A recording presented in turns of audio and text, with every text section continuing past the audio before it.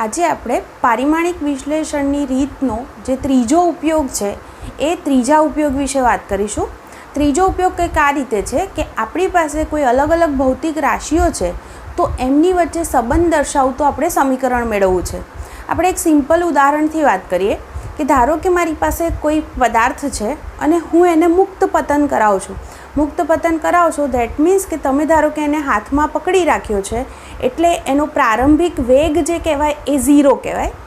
હવે તમે એને છોડી દો છો એટલે એ મુક્ત પતન કરે છે એટલે અહીંથી કંઈક અંતર કાપશે અને ગુરુત્વાકર્ષણ બળની અસર હેઠળ એ પદાર્થ નીચે આવશે એટલે કે એ જે પદાર્થ છે એ કંઈક h જેટલું અંતર કાપે અને ધારો કે એ નીચે તરફ ગતિ કરે છે એ દરમિયાન એનો જે વેગ છે એ v છે।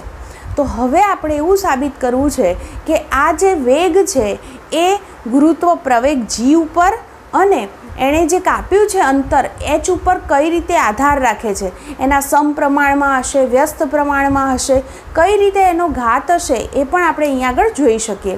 તો જ્યારે આપણને પહેલું ફરીથી પ્રશ્નમાં કહે છે કે આપણે જે પદાર્થને મુક્ત પતન કરાવીએ છીએ એનો વેગ કઈ બાબત પર આધાર રાખે છે એવું કીધું છે, તો જેના પર આધાર રાખે છે એના માટે આપણે આવું લખવાનું, વેગ છે તો v ચલે છે।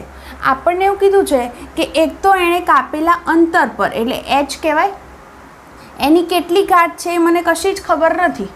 જો ઘાત પ્લસ હશે તો એ ઉપર પદ આવશે, જો માઇનસમાં હશે તો એ પદ નીચે આવશે।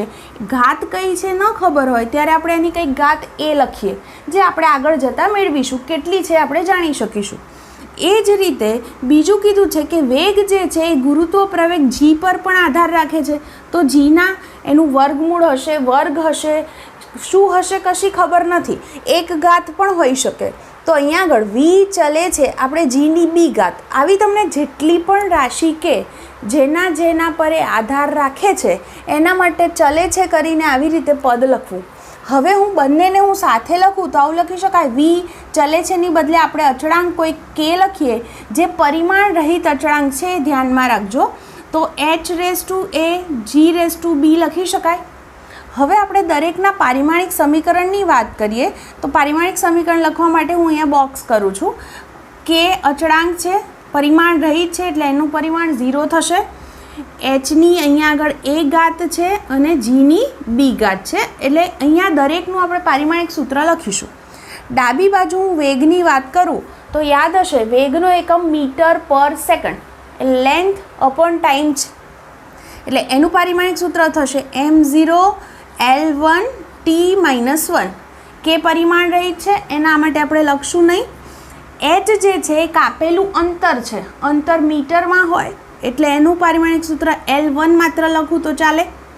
પ્રવેગ એટલે મીટર પર સેકન્ડ સ્ક્વેર એટલે લેન્થ અપોન ટાઈમનો સ્ક્વેર છે એટલે કે આનું પારિમાણિક સૂત્ર થશે m0L1t-2, એની b ઘાત છે। હવે આપણે ઘાતને અંદર ગુણી લઈએ તો એલની અહીંયા a ઘાત થઈ, એમની b વડે ગુણો 0 ને એટલે 0 જ થાય, એલની ઘાત 1 ને b થી ગુણશો એટલે b થશે અને જે t છે એ tની ઘાત થશે -2b। જ્યારે ડાબી બાજુ છે m0L1t-1। હવે માત્ર આપણે એવું કરીશું કે બંને બાજુ ml અને tની ઘાત સરખાવી દઈએ તો આવું લખશું, બંને બાજુ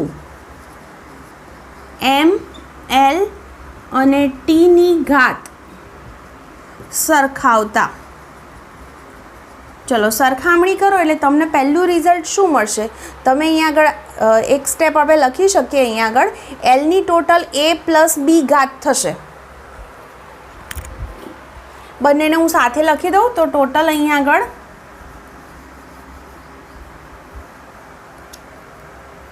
જુઓ એમની તો 0 જ ઘાત છે, એલની અહીંયાથી a અને અહીંયાથી b એટલે ઘાતનો સરવાળો થાય એટલે a + b લખી દઉં અને tની -2b ઘાત છે। હવે બંને બાજુ આપણે ઘાત સરખાવીએ તો જોઈ શકો છો એમની તો 0 જ છે બંને બાજુ, તો લખવાની કંઈ જરૂર નથી। એલની ઘાત આ બાજુ 1 છે, આ બાજુ a + b છે એટલે પહેલું આપણે લખી શકીએ એક આપણને આવું સમીકરણ મળ્યું a + b = 1। બીજું જુઓ tની ઘાત સરખાવો તો tની ઘાત શું છે -2b અને અહીંયા છે -1, એટલે લખી શકાય બીજું સમીકરણ -2b = -1. તો આના પરથી b = માઇનસ કેન્સલ, અહીંયા 1/2 થઈ ગયા. તો આ જે કિંમત છે એનો ઉપયોગ આપણે ઉપરના સમીકરણમાં કરીએ તો ઉપરનું સમીકરણ છે a + b = 1. તો a = 1 - b લખાય. 1 - b એટલે 1 - 1/2 એટલે કે 1/2 થયા. તો એની ઘાત પણ 1/2 મળી, બીની ઘાત પણ 1/2 મળી. જેને હું આ સમીકરણ નંબર 1 કહું એમાં મૂકી દઉં તો v બરાબર સમીકરણ હતું કે hની a ઘાત a બરાબર 1/2 છે અને gની b ઘાત b બરાબર પણ 1/2 છે. તો અહીંયા આગળ 1/2 ઘાત ન લખીએ તો એની જગ્યાએ આપણે વર્ગમૂળ લખી શકીએ. તો આપણને વેગનો જે સંબંધ છે એ g અને h સાથે આ રીતે મળ્યો કે v બરાબર k/√gh, જ્યાં k પરિમાણ રહિત અચળાંક છે. તો આપણે પહેલેથી નહોતા જાણતા કે વેગ જે છે એ ગુરુત્વ પ્રવેગ ઉપર અને અંતર h પર કઈ રીતે આધાર રાખે છે. તો એમની વચ્ચેનો સંબંધ આપણે આ રીત પ્રમાણે મેળવી શક્યા. આ રીતના જેટલા પણ ઉદાહરણમાં દરેકમાં આ જ રીત કરવી કે પહેલાં તો જેના પર આધાર રાખે છે એના માટે સમીકરણ બનાવો. સમીકરણ બન્યા પછી દરેકના પારિમાણિક સૂત્ર મૂકી દો. જે ઘાત છે એને અંદર ગુણી લો. ત્યારબાદ જે હોય ઘાત હોય તો mની ઘાતનો સરવાળો થાય, lની ઘાતનો સરવાળો થાય અને tની ઘાતનો સરવાળો કરો. પછી બંને બાજુ m, l અને tની ઘાત સરખાવશો એટલે તમને 2 અથવા 3 જેટલા પણ પદ હશે એટલા સમીકરણ મળશે. એ સમીકરણનો ઉકેલ મેળવતા તમને આવડે છે. તમે 10માં આ બધું ભણીને જ આવ્યા છો. તો અહીંયા આગળ એનો ઉકેલ મેળવશો તો એને આધારે આ જે અચળાંકો આપણે a, b, c નામ આપ્યા છે એની કિંમત મળતી જશે. અને એ કિંમત ફરી પાછા આ સમીકરણમાં મૂકી દો એટલે તમને આવો કંઈક જે ઉકેલ છે એ મળી શકે. એટલે આપણે કોઈક રાશિ છે એ બીજી બધી રાશિ પર કઈ રીતે આધાર રાખે છે એ આપણને પૂછ્યું હોય તો એ પણ આપણે અહીંયા આગળ ગણતરી કરી શકીએ.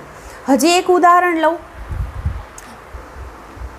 આપણને એમ કહે છે કે આપણી પાસે એક સાદું લોલક છે અને એ લોલક જે છે ધારો કે એની લંબાઈ કંઈક l છે. એ લોલકને આપણે જે લટકાવ્યું છે તો ગુરુત્વાકર્ષી બળની અસર હેઠળ એ લોલક દોલનો કરે છે. તો એમ કહેવાય કે એ દોલનનો જે આવર્તકાળ છે આટલી બાબત કીધી. એક તો જે ગોળો લટકાવ્યો છે નીચે એ ગોળાના દળ પર, પછી એની લંબાઈ પર અને ગુરુત્વ પ્રવેગ g ઉપર કઈ રીતે આધાર રાખે છે એ આપણે એના આવર્તકાળનું સૂત્ર મેળવવું છે. તો ફરીથી આટલું ધ્યાનમાં રાખો કે આપણને કીધું લોલકનો આવર્તકાળ એટલે કેપિટલ T. આવર્તકાળ એટલે તમને યાદ હશે મેં કીધું હતું કે આવર્તકાળનો મતલબ એમ થાય કે ધારો કે લોલક જે છે એનો ગોળો આમ દોલનો કરતો હોય તો અહીંથી ગતિની શરૂઆત કરે, આમ ગતિ કરી ફરી પાછો અહીં આવે ત્યારે એક દોલન પૂરું થયું કહેવાય. અને એ દોલન પૂરું કરવા એણે જે સમય લીધો એને એનો આવર્તકાળ ગણાય. તો અહીંયા આગળ આવો જે આવર્તકાળ છે એના માટે મને 3 બાબત કીધી છે કે એક તો કઈ રીતે એના દળ પર આધાર રાખે છે, બીજું કીધું છે કે એની લંબાઈ પર અને ત્રીજું કીધું છે ગુરુત્વ પ્રવેગ પર. આ 3 પર કઈ રીતે આધારિત છે મારે શોધવાનું છે. તો મને ખબર નથી કે એની કેટલી ઘાત હોઈ શકે એટલે મેં ધારી લીધી a, b અને c ઘાત છે. ત્રણેયને સાથે લખીએ તો t ચલે છે m⁴ l⁴ b અને g⁴c. ચલે છે ની બદલે જો આપણે અચળાંક લખીએ k તો k જે છે એ પરિમાણ રહિત અચળાંક છે એમ અહીંયા આગળ આપણે કહીશું. આને હું સમીકરણ નંબર 1 આપું છું. હવે આપણે દરેકના પારિમાણિક સૂત્ર મૂકતા જઈએ એટલે ટીનું પારિમાણિક સૂત્ર મૂકીશું, પછી k, પછી m, l અને g. ચલો આવર્તકાળ એટલે તમને યાદ હશે સમય છે તો સમયનું પારિમાણિક સૂત્ર શું થાય t1. તો આ બાજુ લખું m0 l0 t1. કે પરિમાણ રહિત છે એનું કોઈ પારિમાણિક સૂત્ર નથી. m એટલે માસ દળ તો એનું પારિમાણિક સૂત્ર મેં લખ્યું m1. તમને થાય કે અહીંયા 0 0 લખો છો અહીંયા નથી લખતા, એવું જરૂરી નથી. 0 0 વાળું પદ ન લખો તો પણ ચાલે. હવે લેન્થ એટલે L1 જેની b ઘાત છે. પ્રવેગ છે તો એનું પારિમાણિક સૂત્ર તમે જાણો છો L1 t-2 c ઘાત છે. ઘાત અંદર ગુણી લઉં તો mની a ઘાત થઈ ગઈ, અહીંયા lની b ઘાત થઈ ગઈ અહીંયા ગુણીશું તો એલની સી ઘાત અને ટીની -2c ઘાત. ઘાતનો સરવાળો કરી દઉં તો એમની એ ઘાત, એલની બી અને આ સી એટલે બી પ્લસ સી, તો ટીની જે ઘાત છે એ -2c છે. તો આ ઘાત મળી ગઈ આપણને. હવે બંને બાજુ શું કરશો? એમએલ ટીની ઘાત સરખાવતા. તો એમ એલ અને ટીની ઘાત સરખાવતા. ચલો આપણે સરખામણી કરીએ તો આપણને શું રિઝલ્ટ મળે છે એ જોતા જઈએ. પહેલું જ સમીકરણ અહીંયા આગળ લખી પણ દઉં, M0 L0 T1 છે. તો એમની ઘાત સરખાવો તો આ બાજુ 0 છે, આ બાજુ એ છે. એનો મતલબ એવો થયો પહેલું જ આપણને મળી ગયું એ બરાબર 0, તો એની કિંમત મળી ગઈ. હવે બીજું સમીકરણ થશે બી પ્લસ સી બરાબર 0. બીજું સમીકરણ લખી શકું બી પ્લસ સી બરાબર 0. તો આના પરથી પણ લખાય ને કે સી બરાબર -b. બી આ બાજુ લઈ જાઓ એટલે કે સીની અને બીની કિંમત વચ્ચે શું ફરક હશે? તો સી બરાબર હશે -b જેટલા. ત્રીજું મને મળ્યું -2c બરાબર 1. તો લખું -2c બરાબર 1. તો આના પરથી મને સી મળશે, સી બરાબર આ માઇનસ આ બાજુ એટલે -1/2 લખશું. તો સીની કિંમત મળી ગઈ. જો સીની કિંમત ખબર છે તો આપણે આના પરથી બી મેળવી શકીએ કે બી બરાબર અહીંયા આગળથી લખો હોય તો -c લખાય. સીની કિંમત -1/2 છે એટલે બી બરાબર મને મળ્યા 1/2. તો તમે જોઈ શકો છો એ બરાબર 0 મળ્યા, બી 1/2 અને સી -1/2. આને આપણે સમીકરણ નંબર 1માં મૂકી દઈએ તો સમીકરણ 1 થશે ટી બરાબર કે એમની કેવી ઘાત થઈ? એ એટલે કે 0. પછી એલની ઘાત બી, બી એટલે 1/2 અને જીની જે ઘાત છે એ સી, સી એટલે -1/2. હવે કોઈપણની 0 ઘાત એટલે 1. તો આનો અર્થ એવો થયો કે આવર્તકાળ છે દળ પર, ગોળાના દળ પર આધાર રાખતો નથી. ગોળાનું દળ ગમે તે હોય એનાથી કોઈ ફરક નહીં પડે. તો હવે હું લખી શકું ટી બરાબર કે, પછી આને આપણે વર્ગમૂળ લખી દઈએ તો ઘાત નીચે લઈ જાઓ એટલે માઇનસ છે તો પ્લસ થઈ જાય. પ્રાયોગિક રીતે કેની જે વેલ્યુ છે એ 2π જેટલી છે એટલે આવર્તકાળ ટી બરાબર 2π√L/g. ખરેખર પારિમાણિક વિશ્લેષણની આ એક મર્યાદા જ છે કે આપણે આ અચળાંકની જે કિંમત હશે એ પરિમાણ રહિત અચળાંકની કિંમત કેટલી હશે એ નથી જાણી શકતા. માત્ર આ બધી રાશિ સાથે શું સંબંધ ધરાવે છે એ જાણી શકીએ છીએ. એટલે અહીંયા આગળ આપણે લઈ લીધું કે કે બરાબર 2π છે, આપણે જાણતા હતા એટલા માટે અહીંયા મૂક્યું. તો આવર્તકાળ ટી બરાબર મને મળ્યું 2π√L/g. એટલે આ રીતે જે સાદું લોલક છે તો એનો આવર્તકાળ કઈ રીતે દળ પર, લંબાઈ પર અને પ્રવેગ, ગુરુત્વ પ્રવેગ પર આધાર રાખે છે એ શોધી શકાય. તો દળ પર આધાર નથી રાખતો, ટી ચલે છે √L અને ટી ચલે છે 1/√g, આવું આપણે બોલી શકીએ. તો અહીંયા આગળ પણ આપણે એ જ રીતે ગણતરી કરી, જેના પર આધાર રાખે છે એ બાબતો લીધી, એના પરથી એક સમીકરણ બનાવ્યું. આપણે એવું જરૂરી નથી કે પહેલાં એમ જ લખવો કે પછી એલ લખવો પછી જી લખવો. તમે કોઈ પણ સિક્વન્સમાં લખી શકો છો. પછી જ્યારે અહીંયા આગળ કિંમતો મૂકો ત્યારે એનું ધ્યાન રાખવું એટલે તમને સંબંધ આ જ રીતે મળશે. તો પણ પછી બંને બાજુ પારિમાણિક સમીકરણ લઈ અને એમ એલ અને ટીની ઘાત આપણે સરખાવતા જઈએ છીએ તો આપણને આ રીતે રિઝલ્ટ મળતું જાય છે. એટલે આના રિલેટેડ બીજા પણ થોડા ક્વેશ્ચન MCQ જેવા પણ આપણે આ રીતે સોલ્વ કરી શકીશું. આપણો પ્રશ્ન છે એ જેટલો પ્રવેગ ધરાવતા પદાર્થનું જે સ્થાન છે એ પ્રવેગ અને સમય પર આ રીતે આધારિત છે આપ્યું છે. પ્રવેગની આપણને m ઘાત આપી, સમયની n ઘાત આપી અને m અને n શું છે એ આપણને શોધવાના કીધા છે. કે જે છે એ અચળાંક છે, પરિમાણ રહિત અચળાંક છે. તો અહીંયા આગળ આપણે બંને બાજુ પહેલાં તો પારિમાણિક સૂત્ર મૂકીશું. એક્સનું પારિમાણિક સૂત્ર, કેનું પારિમાણિક સૂત્ર a⁻m છે અને t⁻n છે. એક્સ એટલે સ્થાન છે એટલે એનું પરિમાણ L1 થશે એટલે m0 L1 t0. કે પરિમાણ રહિત છે. પ્રવેગ એટલે મીટર પર સેકન્ડ સ્ક્વેર એટલે L1 t-2 m ઘાત લખું. સમય છે તો સમયનું t1 જેની n ઘાત છે. હવે અહીંયા આગળ ઘાત અંદર ગુણું તો Lની m ઘાત થઈ, tની -2m ઘાત થઈ, અહીંયા ટીની ઘાત થશે n. આપણે ઘાત જે છે એ ઘાતનો સરવાળો કરી દઈએ તો અહીંયા m છે જ નહીં તો m0 લખી રાખું. એલની ઘાત, અહીંયા એલનું એક જ પદ છે એમ, તો એમ લખીશું. ટીની ઘાત કેટલી થશે? તો -2m અને +m, તો -2m + n લખીશું. હવે બંને બાજુ શું કરાય? તો ml અને ટીની ઘાત સરખાવતા. બંને બાજુ આપણે ઘાત સરખાવીએ તો આ તો એમની તો 0 જ ઘાત છે. એલની ઘાત જુઓ, આ બાજુ m છે તો આ બાજુ 1 છે, એટલે મને m બરાબર તો પહેલું જ મળી ગયું 1. હવે ત્રીજું પદ જુઓ, -2m + n બરાબર અહીંયા 0 છે, તો આનો અર્થ એવો થાય n બરાબર આ -2m ને આ બાજુ લઈ જાઓ એટલે +2m થાય. m બરાબર 1 આપણે શોધેલા છે, તો આનો અર્થ મને n બરાબર 2 મળશે. તો આપણને કોઈક આવી રીતે પ્રશ્ન આપ્યો હોય કે આવી રીતે આધાર રાખે છે અને એ ઉપર જે ઘાત હશે એ કેટલી હશે, તો આપણે આ રીત મુજબ ગણી શકીએ છીએ. હવે આપણી પાસે આવો કંઈક પ્રશ્ન છે કે પાણીમાં વિસ્ફોટ થતાં જે પરપોટો ઉત્પન્ન થાય છે તો એનો આવર્તકાળ દબાણ પર, ઘનતા પર અને જે વિસ્ફોટની ઉર્જા છે એના પર આધાર રાખે છે. એટલે આપણે એની ઘાત a, b અને c લખી છે. તો હવે એમ કહે છે કે આ a, b અને cની કિંમતો શું હશે એ આપણે શોધવી છે.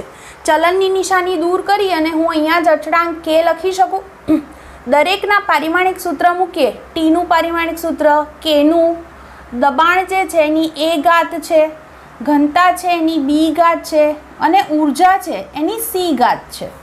હવે અહીંયા આગળ આવર્તકાળ એટલે સમય છે તો એનું પારિમાણિક સૂત્ર T1 થશે. કે પરિમાણ રહિત છે. દબાણ એટલે યાદ હશે બળ ભાગ્યા ક્ષેત્રફળ, તો બળ ભાગ્યા ક્ષેત્રફળ કરો એટલે તમને પારિમાણિક સૂત્ર મળે છે m1 l - 1 t - 2 જેની a ઘાત છે. ઘનતા એટલે દળ ભાગ્યા કદ, દળ એટલે m1, કદ એટલે l3, એટલે આનું પરિમાણ થશે m1 l - 3 એની b ઘાત છે. પછી વાત આવે છે ઉર્જા છે. ઉર્જાનું પારિમાણિક સૂત્ર પણ તમને યાદ હશે m1 l2 t - 2 એની c ઘાત છે. ઘાત અંદર ગુણતા જઈએ તો mની a ઘાત, lની -a, tની -2a. અહીંયા આગળ mની a ઘાત, mની b ઘાત, lની -3b ઘાત. આમાં c ઘાત અંદર ગુણી દો એટલે mની c ઘાત, lની 2c અને tની -2c. mની ઘાતનો સરવાળો કરીએ, lની ઘાતનો સરવાળો કરીએ અને tની ઘાતનો સરવાળો કરીએ તો આપણને રિઝલ્ટ મળશે. અહીંયા a છે, અહીંયા b છે અને અહીંયા c છે, એટલે a + b + c. lની ઘાત જુઓ, અહીંયા -a છે, અહીંયા -3b છે અને અહીંયા આગળ 2c છે, એટલે લખું -a પછી -3b + 2c. ટીની ઘાત જુઓ, -2a આમાં છે જ નહીં અને આમાં -2c, એટલે -2a - 2c લખીશું. હવે બંને બાજુ mltની ઘાત સરખાવી દઈએ. તો ડાબી બાજુ m છે જ નહીં પદ એટલે 0 ઘાત છે, એટલે પહેલું આપણને સમીકરણ મળશે a + b + c બરાબર 0. આવું આપણને એક સમીકરણ મળી ગયું. બીજું જુઓ, lની ઘાત આ બાજુ છે -2a - 3b + 2c અને આ બાજુ l વાળું પદ છે જ નહીં એટલે 0 ઘાત છે, એટલે -a - 3b + 2c બરાબર 0. સમીકરણ નંબર 2. ત્રીજું સમીકરણ જુઓ, -2a - 2c અને અહીંયા 1 છે એટલે લખશું -2a - 2c બરાબર 1. આ ત્રીજું સમીકરણ. આનું જો હું સાદું રૂપ આપું તો -2 કોમન છે, તો -2 કોમન કાઢું તો કૌંસમાં વધે a + c. તો એવું પણ લખી શકાય આના પરથી કે a + c બરાબર -1/2. તો આના પરથી હું લખી દઉં તો મને રિઝલ્ટ મળ્યું a + c બરાબર -1/2. તો એવું કરી શકાય, અહીંયા a + cની જગ્યાએ હું -1/2 લખી શકું. એટલે આ કિંમત આપણે સમીકરણ 1માં મૂકી દઈએ તો સમીકરણ 1માં મૂકતા સમીકરણ 1 આવું હતું, b બરાબર આવી રીતે લખું, a + c જોડે લખું છું અને b આ રીતે લખું છું. તો a + cની કિંમત -1/2 છે, તો અહીંયા આગળ a પ્લસ સીની કિંમત -1/2 મૂકીએ, આ બાજુ જાય એટલે +1/2 થાય, તો મને બીની કિંમત 1/2 મળી ગઈ. તો પહેલું મને એક રિઝલ્ટ મળ્યું કે બીની કિંમત મળી જાય છે 1/2. હવે એને હું સમીકરણ 2માં મૂકું તો સમીકરણ 2ની અંદર મૂકી દઈએ તો સમીકરણ 2 શું થઈ જશે? -a, પછી બીની જગ્યાએ મારે 1/2 મૂકવાના છે એટલે શું થઈ જશે અહીંયા? -3 × 1/2 એટલે 3/2. માઇનસ છે આ બાજુ જાય એટલે પ્લસ થાય, એટલે અહીંયા +2c એમને એમ રહેવા દો અને બરાબર આ બાજુ ગયા છે એટલે એની વેલ્યુ થઈ ગઈ છે 3/2. હવે ઓલરેડી આપણી પાસે આવું એક સમીકરણ છે જ કે a + c = -1/2. તો હું એને પણ અહીંયા લખી દઉં કે a + c = -1/2. તો અહીંયા આગળ જુઓ આ બંને કેન્સલ થઈ જશે, અહીંયા સરવાળો થઈને 3c થશે, અહીંયા 3/2 -1/2 એટલે આનો તમને લસા 2 મળે. 3 - 1 જે છે 2 થાય, 2 2 કેન્સલ એટલે 1, એટલે 3/2 -1/2 એટલે કે 1 મળ્યા. તો આના પરથી c બરાબર મને 1/3 મળી ગયા.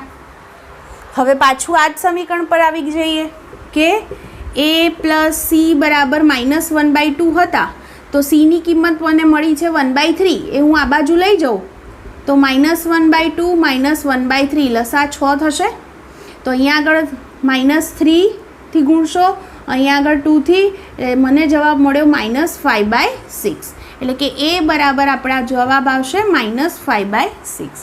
ટૂંકમાં આપણે ફરી પાછું આ જ કર્યું કે સમીકરણ બનાવી દીધા, MLTની ઘાત સરખાવી દીધી અને એ સમીકરણનો ઉકેલ મેળવવાનો હોય. ઉકેલ મેળવતી વખતે આટલું થયું અહીંયા આગળ કે આપણને જે 3 સમીકરણ મળ્યા એમાં ત્રીજું સમીકરણ a અને c વચ્ચે સંબંધ દર્શાવે છે. તો આની મદદથી a + c = -1/2 મળ્યા, જેને આપણે ફરી પાછા આ જ સમીકરણમાં મૂકી દીધા જેથી મને b મળી જાય. b મળી જાય એટલે હું આ સમીકરણમાં જો મૂકી દઉં તો આ આખું સમીકરણ માત્ર a અને cના પદમાં આવે. તો મારી પાસે a અને cના પદવાળા 2 સમીકરણ ભેગા થાય તો હું લોપની રીતનો ઉપયોગ કરી શકું, જેથી કરી અને મને કોઈ એક અચળાંક મળી જશે જેની મદદથી બીજો અચળાંક પણ શોધી શકાય છે. તો આ રીતે આપણે આ ક્વેશ્ચન્સ બધા કોઈ પણ તમને આવા પ્રશ્નો આપ્યા હોય તો તમે સોલ્વ કરી શકો છો.